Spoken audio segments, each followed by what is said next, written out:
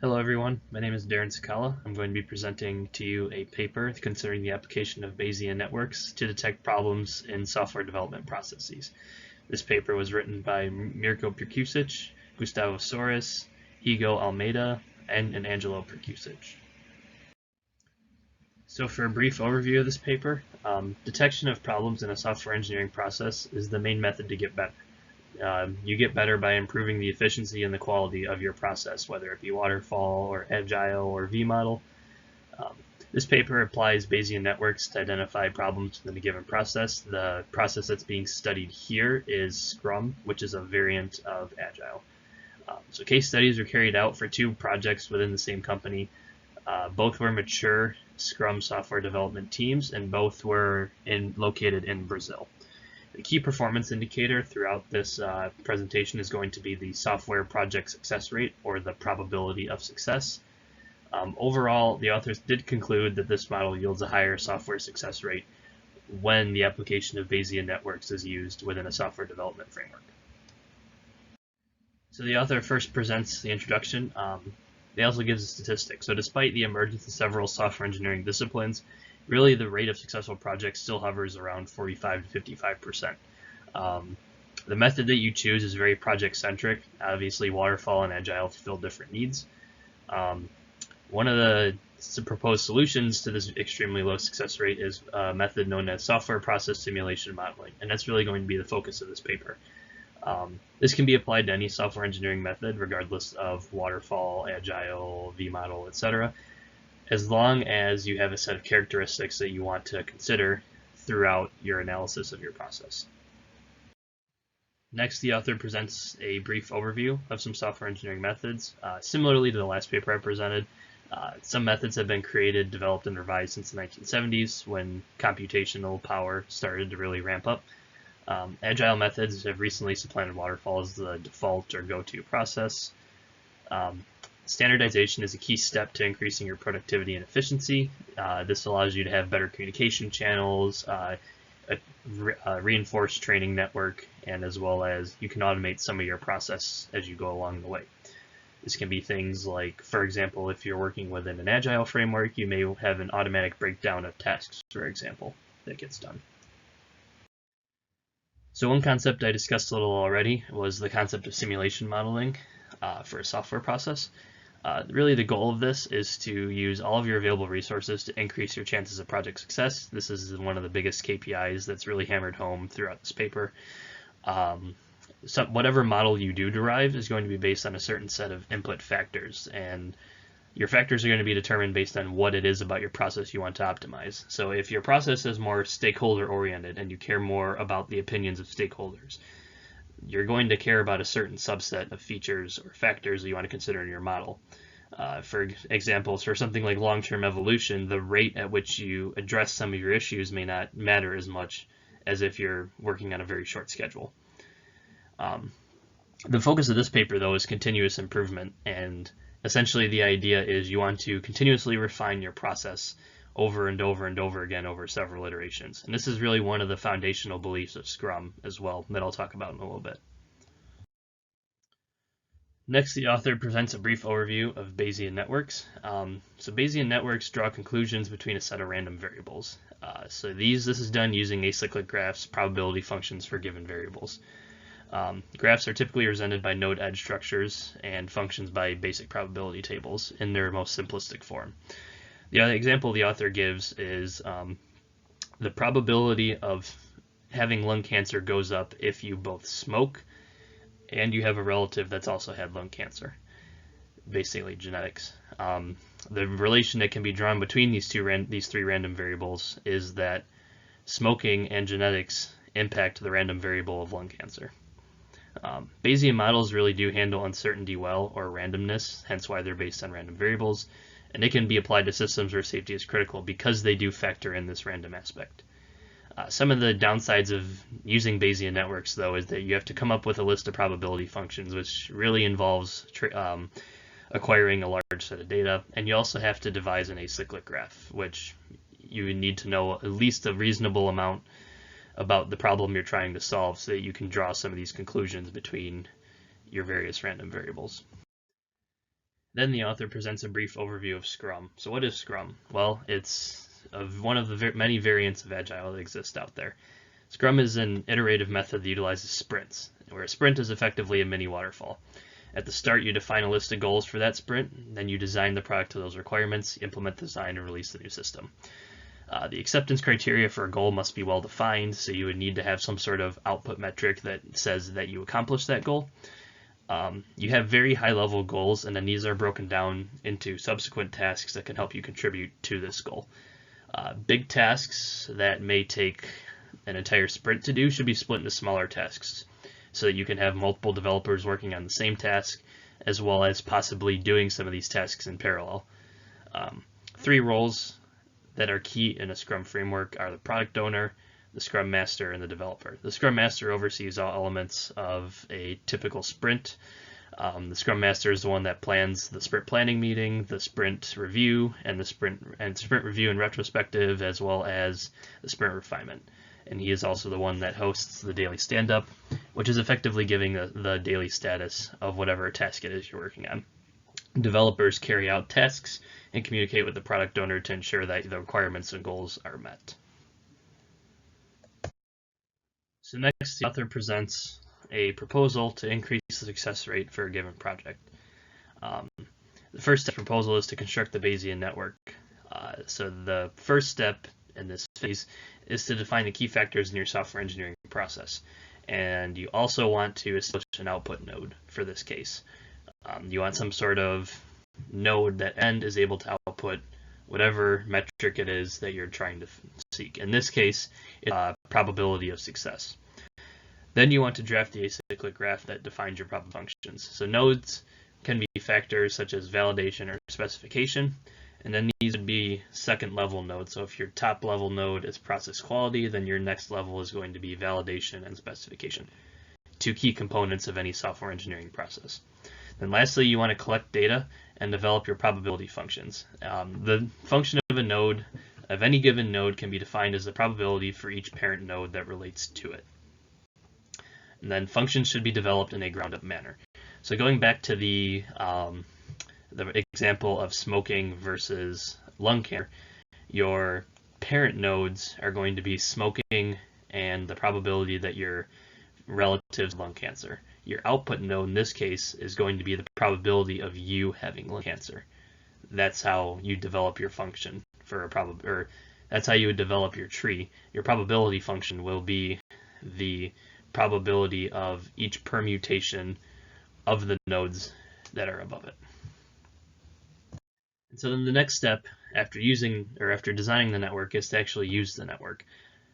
So after you initially implement it, you want to continuously evaluate it at a given interval. So it doesn't necessarily need to be at the end of every sprint necessarily, but it can be at a set interval, such as every 2 months, for example. One of the things we may want to improve is perhaps we want to define more factors that are considered into other nodes on the graph, or maybe we can improve the probability functions. Then the one step that's done at the end of every sprint, given that we're working in a Scrum framework here, is that we want to pass the input data to the network and generate outputs. So outputs are going to be data with probability values for each factor in the graph, and the outputs can be calculated by using a third-party tool like a Gene at Risk. This is the tool that the authors used throughout the duration of their study. In an ideal situation, you're going to be passing the project's current status to the network. So whatever the health of your current project is, you'll be able to see what your success rate is as a result. Then we can analyze the input by identifying any issues within our software development model.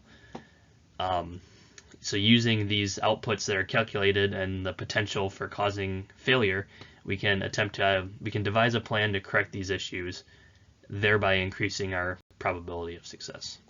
So some of the principles of Scrum were actually organized into a graph as seen below, and this was given by the authors. So what the work validation quality is the top level node, and the 2 nodes that relate to it are the sprint review, meeting achieving its goals, and stakeholder feedback. Then we have some sort of acceptance criteria, stakeholder feedback, and a goal check that all pertain to whether or not the sprint review achieved its goals. So the next step that the authors carried out was to devise probability functions. These functions were gathered using data mined from surveys where respondents were highly experienced Scrum professionals. So one of the example questions would be, what is the influence of the following factors on the factor sprint review meeting achieves its goals? So which one matters the most? Check if the goal was achieved, what does the feedback from the stakeholders look like, and check if the acceptance criteria was achieved. So which of these three matters the most in regards to the sprint review meeting achieving its goals? Then lastly, we want to actually use the network. So data is going to be passed to the network at the conclusion of each sprint. The data that we pass to it is essentially going to be a instance or the scenario of which our project is in, also known as the current health. Now we want to analyze the network outputs, so review each network node and the probability of success for each network node. Then for each node or factor, identify if it can be improved based on this output KPI. Then we can create a plan to improve one of these factors during the next sprint. So some issue that we may see with one of our factors, we can say, hey, our product owner isn't doing a good job. Let's see if we can address this. Then the authors were able to validate their case study. So what they did was they created a set of 10 test scenarios with an expected success rate. The example they gave was that in some cases you may have an uncommitted product owner. Your product owner isn't communicating properly with the other developers. These projects generally should have a low chance of succeeding. So they were able to find that 24% of these projects were in a bad spot, 74% were in a moderate spot, and then 2% were in a good spot. Of these projects analyzed, 71% of the product owners were rated as bad, and 29% were rated as moderate. For the other two, product increment quality and work validation quality, so perhaps you have a really good incremental process or a good iterative process, and you may have a good validation standard, but it doesn't matter if your product owner is bad and is giving you bad feedback. This is why these values here are more evenly distributed as opposed to one which we know the product owner is bad in this case, but that may impact the work validation quality, for example. If we don't know what the requirements and the desires of the product owner are, we can't properly validate to that. Then the authors also carried out their model. So as I explained before, this was on 2 separate teams in Brazil that were both very mature Scrum teams. The authors evaluated the usage of this model, which I've outlined in the previous slides, by asking 4 questions. Is the procedure robust enough to identify some problems? Can you modify this network, and is the cost to modify this network acceptable? Is it useful to actually drive continuous improvement? And is the cost-benefit relationship of this model positive? Once again, it was deployed to 2 experienced Scrum teams, and the node process quality was analyzed. Each team, over the iteration of 1 sprint, they targeted improvement in one specific area. Feedback from both of these study teams actually indicated a yes, that they were able to identify some issues using this model and then address them, and overall increase their chance of success. And so the output KPIs for these 2 teams can be seen in the table below. So overall, the agile process did improve between these 2 teams. For team 1, they found that they had an 86% chance of succeeding beforehand and then a 91% chance of succeeding afterwards. They also then for team 2, they had an 87 beforehand and a 94 afterward.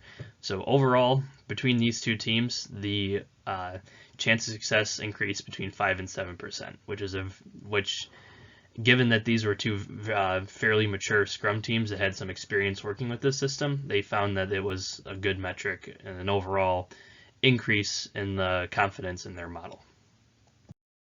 So then such an acyclic graph with each of the factors considered in this case is provided below.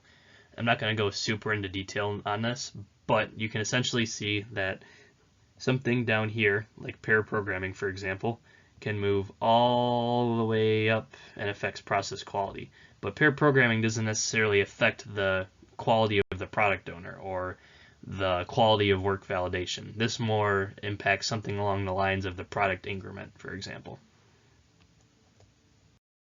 So a procedure was presented and validated to aid in the evaluation of software development methods. The construction of a Bayesian network, the evaluation of this network, then you input some data and analyze the data and carry out some corrective action. Generally, this model was shown to aid in the improvement of the software development processes for the two teams that were studied. Some of the issues could have arisen with the training data, since they did in fact gather this from a survey posted on a web forum. The authors were banking on the professionalism of some of the posters on that forum, so there could be some bias within some of their data collection. The authors even discussed that perhaps a more thorough data set would need to be acquired if you were to deploy this model en masse. They continue to study this exact model and carry it out across other case studies, so analysis is ongoing. 2 cases where it improved is not enough to justify an overall, this is the standard of how you should evaluate your agile process. In this case, it worked out well because 2 of these teams were fairly integrated within the Scrum framework, but for a team that's only, say, 50% integrated or 40% integrated, it may not help as much because the flags are going to be flying left and right saying, hey, these are things you need to correct, but you can't correct everything at once. You need to take it step by step. And then lastly, here's my source. So this is accessed from the Mardigian Library on October 20th of 2019. And this comes from the publication Expert Systems with Applications, Volume 42, Issue 1, which was published in January of 2015.